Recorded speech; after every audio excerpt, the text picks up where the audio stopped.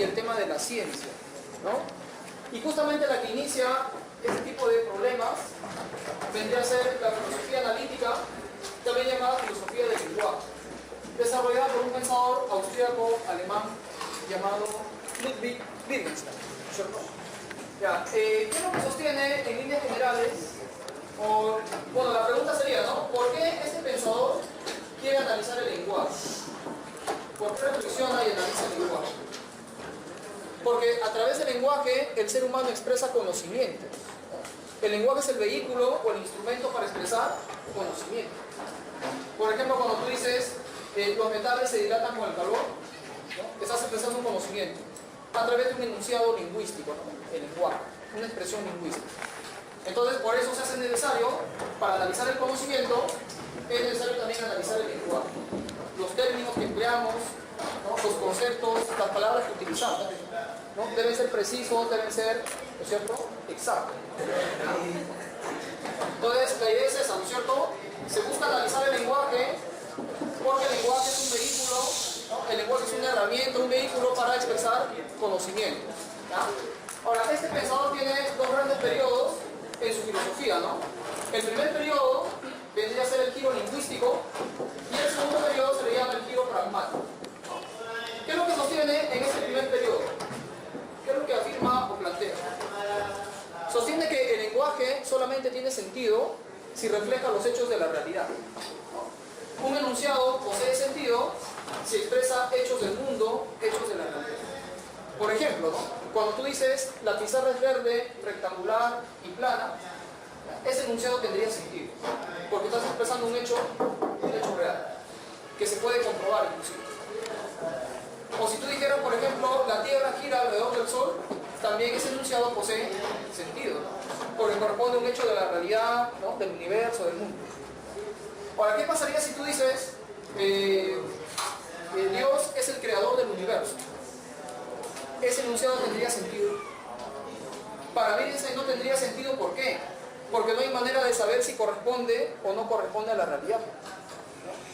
Hablar de Dios, o por ejemplo decir que los ángeles tienen alas, también no tendría sentido, ¿no? Porque no hay manera de saber si eso corresponde a la realidad. Entonces, en esta primera época sostiene lo siguiente: los enunciados del lenguaje se dividen en dos tipos: enunciados que tienen sentido y los que no tienen sentido. Los enunciados con sentido serían aquellos que expresan hechos del mundo, expresan hechos de la realidad.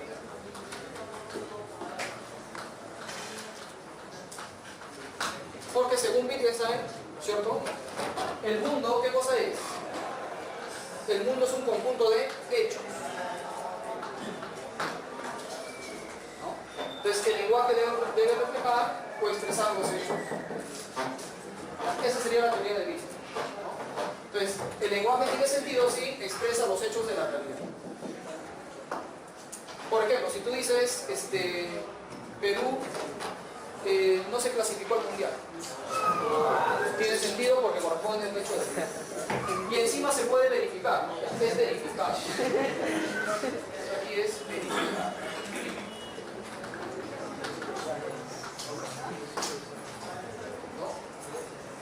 O por ejemplo sostienes o dices lo siguiente, ¿no? Lima es capital del Perú también.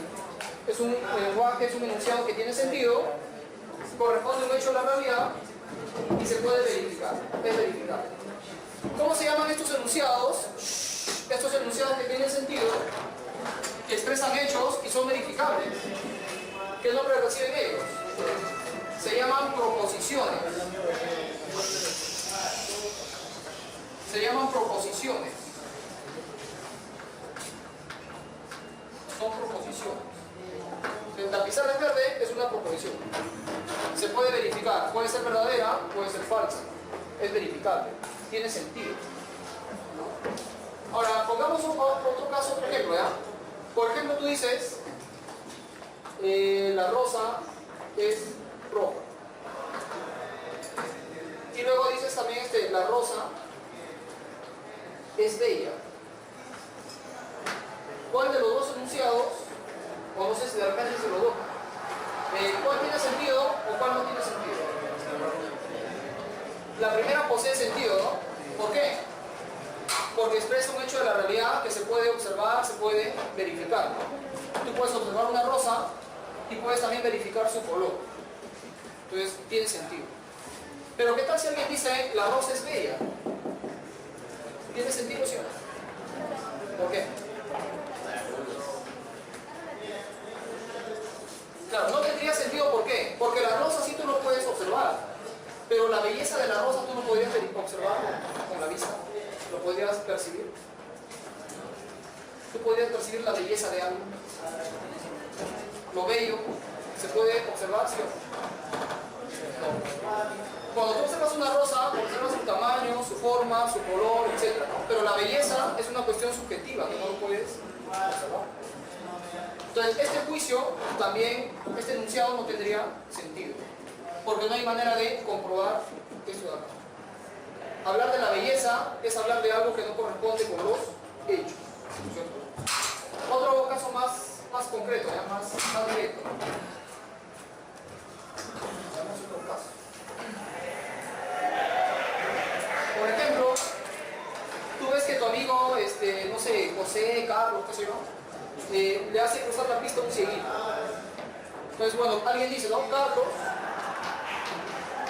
ayudó al anciano a cruzar la pista, ayudó al ciego a cruzar la pista. Y como vio eso, luego dices, allá, Carlos es bueno. El primer enunciado posee sentido. ¿Por qué posee sentido? Porque estás expresando un hecho, ¿no? Un hecho que ha sucedido, un hecho real, ¿no? Tú has visto que Carlos le ayudó a un ciego a cruzar la pista. O sea, eso de ahí posee sentido. Es verificable, ¿no es cierto? Se puede comprobar. Pero en cambio, decir que Carlos es bueno, ¿tendría sentido, sí o no? ¿Ah? ¿Qué dicen ustedes? ¿Por qué no tendría sentido? Al ver que Carlos le ayudó a un cieguito a cruzar la pista, ¿podrías decir que Carlos es bueno? Bueno, podrías valorar esa acción, ¿no? Pero ¿acaso podrías verificarlo o no podrías verificarlo? Porque tú no ves lo bueno. Tú lo que has visto aquí es una acción nada más. Tú no has visto la bondad. La bondad ya es una cuestión que tú lo estableces, ¿cierto? O ya más radical, ¿ya? Tú ves que Carlos le dispara a una persona y lo mata. Entonces, el hecho real, que tú lo puedes verificar, lo puedes ver, es que Carlos disparó a una persona. O que Carlos mató a una persona. Y a partir de eso le dicen, ya, Carlos es malo.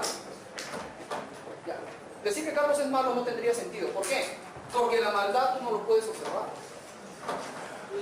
El hecho de que veas que alguien mata a otra persona no significa que estás viendo la maldad. Ya la maldad es un calificativo que tú te atribuyes a eso. ¿Cierto? Pero entonces, ¿ya? Este enunciado sí tendría sentido y este de aquí no tendría sentido. O sea que los enunciados de la religión, de la ética o de la filosofía son enunciados que no tienen sentido. Entonces, los enunciados sin sentido son aquellos que no expresan hechos del mundo, no expresan hechos de la realidad. No expresan hechos del mundo, no expresan nada de la realidad. No son verificables, no se pueden comprobar. ¿Y cómo se llaman este tipo de enunciados? Se llaman pseudo proposiciones. ¿Qué significa la palabra pseudo? Falso, ¿no? O sea, son falsas proposiciones. Pseudo proposiciones.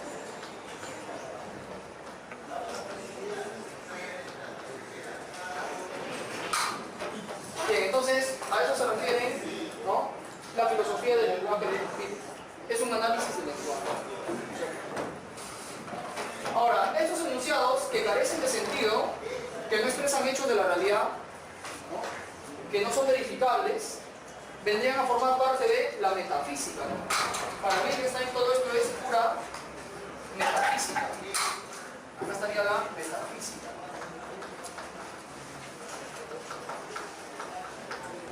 ¿Qué cosa es la metafísica? Lo metafísico es todo aquello que no se puede verificar a través de la observación. Por ejemplo, cuando hablas de Dios, del paraíso, del infierno, es metafísica. No se puede saber nada de eso porque no se puede verificar. no corresponde a ningún hecho conocido, un hecho que se puede observar ni nada de eso. Es metafísica. Todas las oraciones, todos los términos que se utilizan en la religión, en la filosofía y también en la ética, corresponderían a la metafísica, ¿no? Acá sería la religión, la teología. Aquí estaría la filosofía misma. También estaría la ética. Todo es metafísica. Carece de fundamento todo eso, porque no corresponde a ningún hecho. Por ejemplo, en filosofía, algunos pensadores hablaron, por ejemplo Platón, ¿no? El mundo de las ideas. ¿Hablar del mundo de las ideas tendría sentido? No, porque no corresponde a ningún hecho de la realidad. No es verificable, no se puede comprobar. Por ejemplo, Tomás de Aquino decía, los ángeles son esencias y Dios le da la existencia. ¿Toda esa frase tendría sentido? No. No corresponde a ningún hecho y no es verificable. Entonces la filosofía tiene esa característica. Entonces, solamente tienen fundamento los enunciados con sentido. Expresan hechos de la realidad, se pueden comprobar y se llaman proposiciones. ¿Dónde se realizan este tipo de enunciados? ¿En qué ámbito del conocimiento se realizan este tipo de enunciados? ¿Dónde podríamos encontrar ese tipo de enunciados?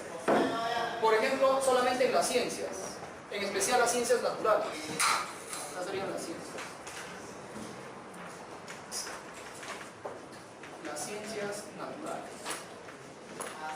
En la física, en la química, la biología, la astronomía, todo eso. Las teorías científicas, según Wittgenstein, estarían compuestas de enunciados con sentido. Porque ahí esos enunciados se pueden comprobar, se pueden verificar. Por ejemplo, en física se dice, ¿no? Los metales se dilatan con el calor. ¿Se puede verificar? Claro. ¿Corresponde a un hecho? También. Se dice, por ejemplo, que la Tierra gira alrededor del Sol. También. ¿Se puede comprobar? Claro. ¿Corresponde a la realidad de los hechos? Son proposiciones. Entonces, solamente las ciencias, ¿no?, tienen enunciados con sentido. Lo demás ya carece de sentido. Esa sería entonces la teoría central de Wittgenstein. Ahora, a raíz de esto, ¿qué es lo que está sucediendo? Sostiene entonces que el lenguaje, ¿qué cosa es? Es un instrumento para poder reflejar la realidad. El lenguaje debe reflejar los hechos de la realidad.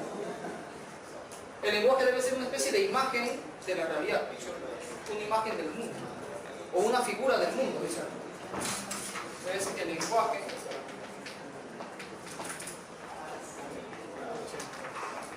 es figura o imagen del mundo,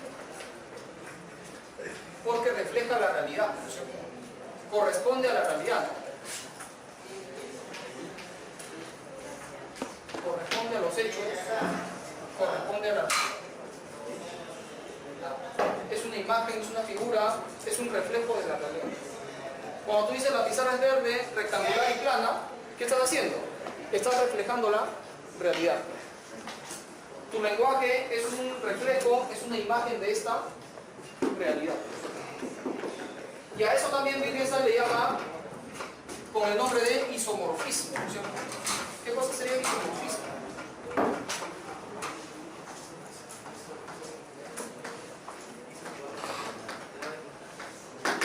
¿A qué se refiere cuando habla de isomorfismo? Si el lenguaje corresponde con la realidad, entonces, ¿qué relación existe entre el lenguaje y la realidad? Si tu lenguaje corresponde con los hechos, entonces, ¿qué relación existe entre tu lenguaje y la realidad? Existe una relación de correspondencia, ¿no? Tu lenguaje corresponde con la realidad. Entonces, entre el lenguaje y la realidad existiría la misma forma, la misma estructura, ¿cierto? Entonces, el lenguaje corresponde con la realidad, con los hechos del mundo. Y entonces, ¿qué es lo que significa esto? que entre el lenguaje y la realidad existe una relación. ¿Qué relación existe entre ambas? Una relación llamada de isomorfismo, o sea, el lenguaje tiene la misma forma o la misma estructura que la realidad, ¿no es cierto? Igual forma o igual estructura.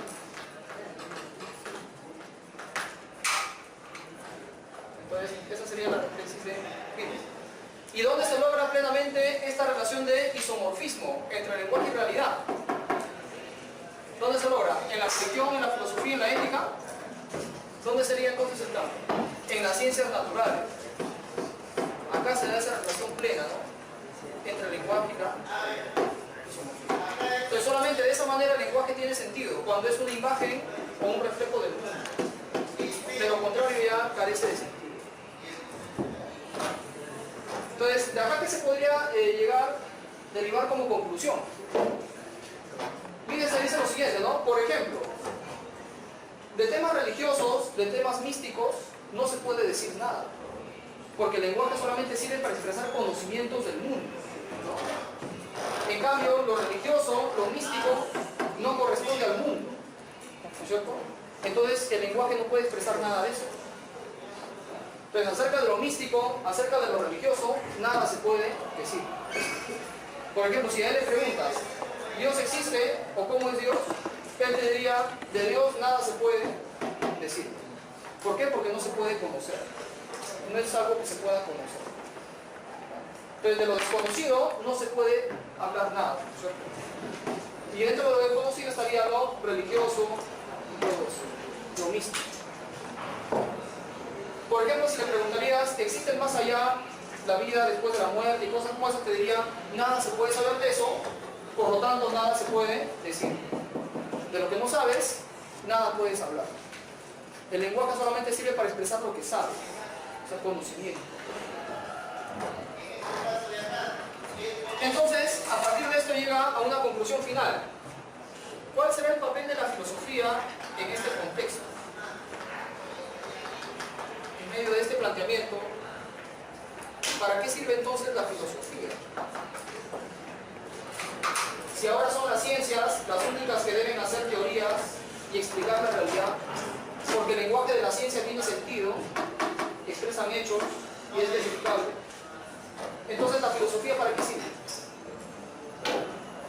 Solamente la ciencia puede explicar el mundo porque sus enunciados tienen sentido. Entonces, la filosofía muchas veces ha caído en metafísica. Al querer explicar el mundo, la filosofía habló del mundo de las sirenas, habló del primer motor inmóvil, ¿no? Habló, etcétera, etcétera, una serie de cosas. Entonces, ese tipo de enunciados filosóficos carecen de sentido. Entonces, la filosofía ya no debe dedicarse a explicar la realidad, a explicar el mundo, porque eso lo hace la ciencia. ¿Qué le quedaría entonces a la filosofía? El filósofo solamente debe dedicarse a analizar los términos del lenguaje. La filosofía debe analizar el lenguaje de la ciencia. Ya no hacer teorías del universo, de la sociedad, del mundo, ¿no? Eso ya no. Más bien, le quedaría solamente esclarecer el lenguaje, esclarecer los términos, los conceptos. Y por eso dice entonces que la filosofía es una actividad analítica del lenguaje. Analítica.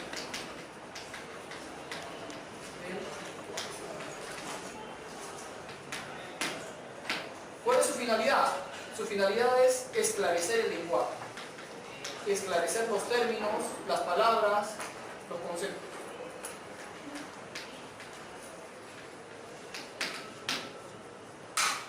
Es decir, la filosofía ya no es una actividad teórica, eso ya no. O sea, pensar sobre el mundo, explicar el mundo, eso ya fue, ¿no es cierto? Ahora eso va a ser la ciencia. Entonces, a la filosofía le quedaría analizar el lenguaje. Entonces, esa sería la conclusión final de este primer periodo que desarrolla este pensador, Wittgenstein, que inicialmente no fue filósofo, sino más bien fue ingeniero aeronáutico y participó en la Primera Guerra Mundial al lado de Alemania, porque él era austríaco-alemán. Y ya después de la Primera Guerra Mundial se dedicó a la filosofía. Pero sabía bastante de matemática y de lógica. Y también de ciencia. Ahora sí, veamos entonces el segundo periodo del pensamiento de Heidegger. Hasta aquí no sé si tienen alguna dificultad o alguna pregunta. ¿Alguna duda? ¿Está claro cómo?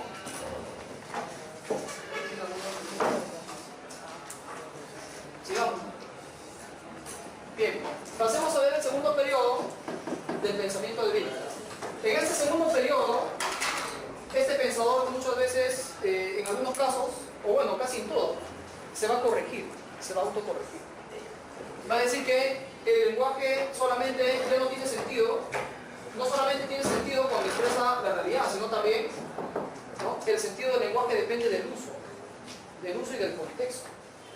Tú puedes utilizar las palabras en diferentes sentidos, le puedes dar diversos significados, y eso también depende del contexto. Por ejemplo, ¿no?, la palabra hoja puede ser empleada en diferentes sentidos. Nosotros lo empleamos en diferentes significados, según el contexto y según el uso que tú le das. Por ejemplo, te puedes referir a la hoja de papel, ¿no? Te puedes referir también a la hoja de una planta, ¿no? La hoja de coca. O de repente te refieres también a la hoja de afeitar, ¿no? La navaja, ¿no? Esto depende del contexto y el uso. O sea que el sentido de los términos del lenguaje ya no tiene que ver tanto con que refleje la realidad, los hechos. Tiene que ver con el uso. O inclusive, por ejemplo, otra palabra, digamos la palabra regla. Se puede referir, por ejemplo, a las normas de conducta, a las reglas. Te puede referir al objeto que sirve para, ¿no?, subrayar, qué sé yo. O también te puede referir a qué.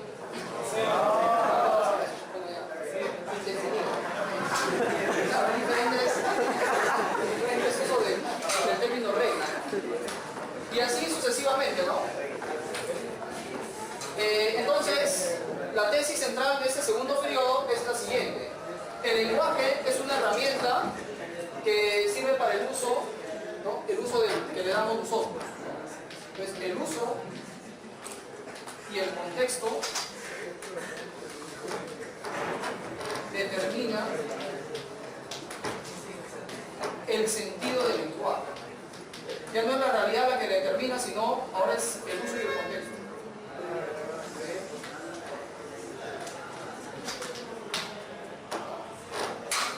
Entonces, una palabra puede tener diferentes significados o diferentes funciones. Por ejemplo, una oración, ¿ya? Tú dices, por ejemplo, Carlos, que estudia matemática. ¿En qué función del lenguaje se encuentra esta oración? Ustedes han estudiado ya funciones del lenguaje, ¿no? Ya. ¿En qué función del lenguaje estaría esta oración? Estaría en función informativa, ¿no? Te está informando algo. Informa algo de la realidad. Pero ¿qué tal si tú haces una pausa y agregas aquí, bueno, haces una pausa en este lado? ¿En qué función ahora estaría esa oración? Ya no dice Carlos estudia matemática, ahora dice Carlos estudia matemática. Es una orden. O sea que el uso que le has dado le cambia de sentido a esta oración. Estaba en función informativa, ahora es una función imperativa o apelativa también. Entonces, el uso y el contexto determina los significados y las funciones del lenguaje. A estos diversos significados y funciones, fíjense, le llama juegos de lenguaje. Son los famosos juegos de lenguaje. Y eso lo determina el uso y el contexto.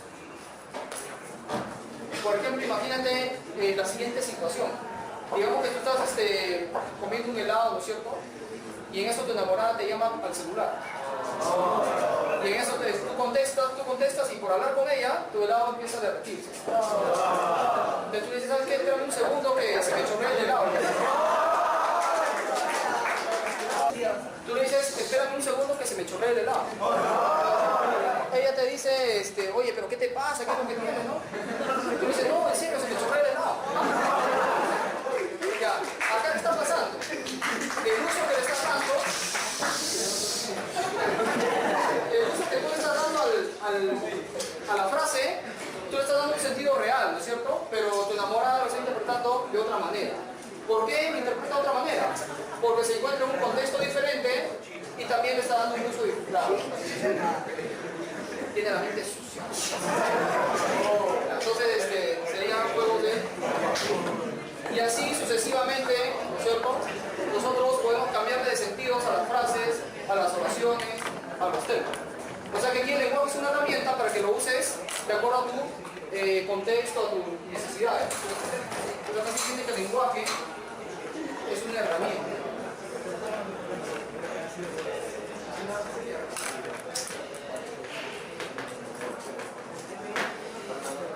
¿Cierto?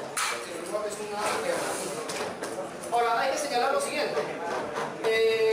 Esta primera época de Wittgenstein va a influir en una corriente filosófica llamada neopositivismo. Pero esto influye en una nueva corriente filosófica llamada neopositivismo. Porque el neopositivismo, ¿qué va a sostener? Sostiene que la ciencia debe ser un conjunto de teorías verificables. Si no, no es ciencia. Entonces, eso ya tiene influencia de Wittgenstein, ¿cierto? Bien, entonces,